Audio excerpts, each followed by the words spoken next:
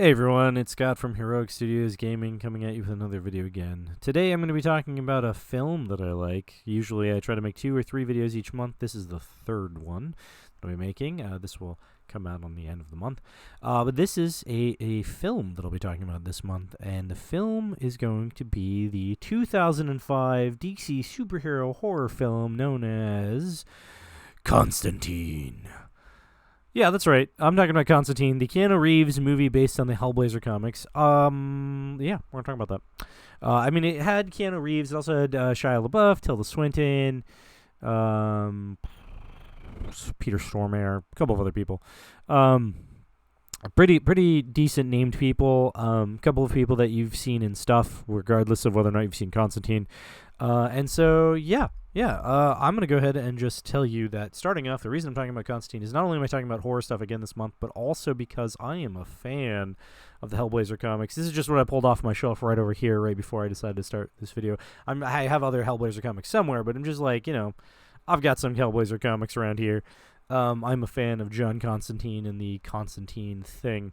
And I had read some Constantine, not as much as I'd wish I had. Because it's not for kids, right? So in 2005, I was just in college. I was actually in Japan when it came out, and then I came back. I found out they'd made a movie based on the Hellblazer comics. I was like, whoa, what? Cool. And so then I went and saw it. So here's my thoughts on it. So first off, it has a 46% on the tomato meter on Rotten Tomatoes, and I think that's an atrocity. It's actually a halfway decent movie, though I will admit that it is not a true version of John Constantine. It's a version of John Constantine that they chose to use. It's actually kind of the storyline. Well, they chose parts of the storyline from this one, which is the Rise and Fall of Hellblazer Rise and Fall. They chose parts of that story for the movie. And they, it's fine. It's a version of Constantine. It is a version of Constantine that has a lot more to do with, like, heaven and hell than, like, actual Constantine usually has something to do with. There is a whole lot of things about demons and, like, stuff in Constantine. I mean, that's sort of his whole deal. But there's a lot more. Constantine's a lot more open to the concept of there being various other gods and stuff in the universe, so he's not really stuck on the whole heaven-hell business. And so, like, it's a little bit interesting that this entire movie was basically the fight between heaven and hell, and Constantine being angry that he's going to go to hell because somebody died once when he was doing a thing. And so he's stuck in this, like, he's going to go to hell regardless of what he does. Okay, sure, that's fine. It made a compelling story. So, that's why I'm going to say, it's an atrocity that I got 46%. I mean, the audience review on Rotten Tomatoes was 72%, and I agree with that. More than I agree with the 46%. 72%? Yeah, that's what I would call this movie. 72%, right? I would call it a not-so-bad movie, definitely entertaining movie. There's some pretty cool action sequences and some pretty cool magic use sequences in this movie. There's not a whole lot of CGI magic-y stuff that happens. There are some CGI monsters, which is cool. The way that they do them is, like, you can't... Like, they're CGI. Like, they're fake. You know that they're fake. It was 2005. You can tell that they were fake. But they're still cool looking, and they're fake in, like, the right kind of way. Like, they look fake, but at the same time, like, what should a demon with no face look like, right? Like, what should it look like? And some of the ways that they do some of these effects, like seeing, like, them being in mirrors or being reflections in water, is a way for us to offset the fact that we recognize that these are CGI, right? It's like, well, yeah, sure, it looks funny because it's being distorted by water. Cool. So anyway, John Constantine or Constantine, if you don't know who John Constantine is, you should go find out. But John Constantine is essentially a magician who knows how magic really works, and he knows stuff about things. He's definitely been in contact with supernatural entities and definitely deals with them. In this movie, he has seen hell. He went to hell briefly for a minute when he was a kid, when they were trying to cure him of his seeing ghosts thing. And so he knows that heaven and hell are real, and he has lots of information about hell, basically. And so he's not a magician so much. He's not a magician. In fact, the only magician really in the movie is Papa Midnight, who's a voodoo priest / bartender. And so that's the only sort of magic we get in the film. Everything else is like a blessed or cursed object. So that's a thing. But like I said, it's a story of, they focus more on the heaven hell aspect. I think because they felt that people would probably watch it a little bit or understand it a little bit better if it was about that instead of the way that it should have been, which is why obviously they made a Constantine TV show. But John Constantine is essentially this person who sort of is in between the human, the the heaven and hell business, and he's a human who knows stuff and can do things and is well aware of what's going on in the world, and his whole purpose is to, I guess, sort of help, mostly because he feels obligated to because of his past. And that's actually true with the comics too. Some stuff happened when he was younger. He did some things. He accidentally, killed his friends, like they died in a magic ritual, and so he feels sort of obligated to sort of help humanity because he knows things, and who else is going to help them? Like, things get like overboard and he needs help, but he also gets paid for it, and there's this whole back and forth stuff. There's a issue, I have some issues where he's helping out his own family, and he doesn't get paid for that, obviously. He's helping out his own family.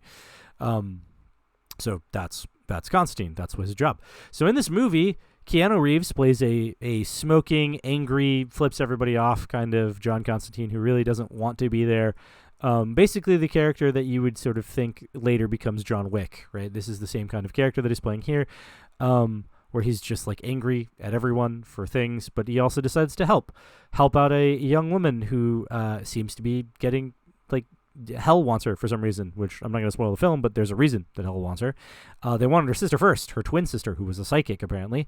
And then as John's like, well, I mean, they're after you too, so obviously you're also psychic and you're lying to me. Which is the whole thing of the film. And then there's some twists and turns and some backstabbing and some stuff that goes on. But Shia LaBeouf plays the comic relief character of Chaz.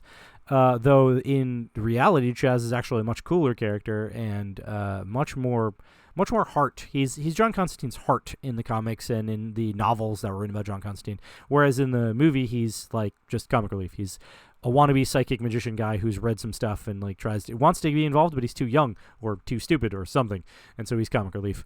But we have Constantine doing Constantine things, and we have these exorcism sequences, but then we have like the whole like Blade style battle in raining holy water thing near the end. So I think, it's a fun movie. Just shut off your brain, watch John Constantine fight demons, and watch to see how the twist ending gets. So, 2 thumbs up for me, automatically. Bam. You got demon things, and you got action sequences. I'm pretty good with that. I mean, heck, I love Demon Knight, and that movie is terrible. That is a terrible, terrible movie. And so, but I like it. So, I mean, don't trust my opinion on it. Go watch it yourself if you haven't seen it. If you have seen it, then you know what I'm talking about. I think that 46% is a little bit harsh. 72%, that's much better. I think 72% is accurate. I think 72% is good enough, right? That's like 4 out of 5 stars. I would give it 3.5, maybe 3.5, 4, if you're judging it objectively. But as far as story goes, it's got a decent sort of hero's journey story arc in it. So, I mean, writing-wise, it's pretty good. And acting-wise, everyone does a pretty good job. Even Shia LaBeouf's, like, character, even though he's annoying at some parts, he's still, like, in character the whole time. So, I'd give it 4. Why not? Why not give it 4? Besides, there's also, like, a cross shotgun thing that destroys demons in one blast, like a grenade launcher cross, right? It's in the picture right here. That thing. That's cool. I definitely want to use that in a game or two. Especially Hunter or something where that would make sense, or even Chill, right? So so that's it. 2 thumbs for me, 4 stars, 72%. Yeah, I'll give it that. And that's it. I hope you guys enjoyed my review of this movie. Go watch it.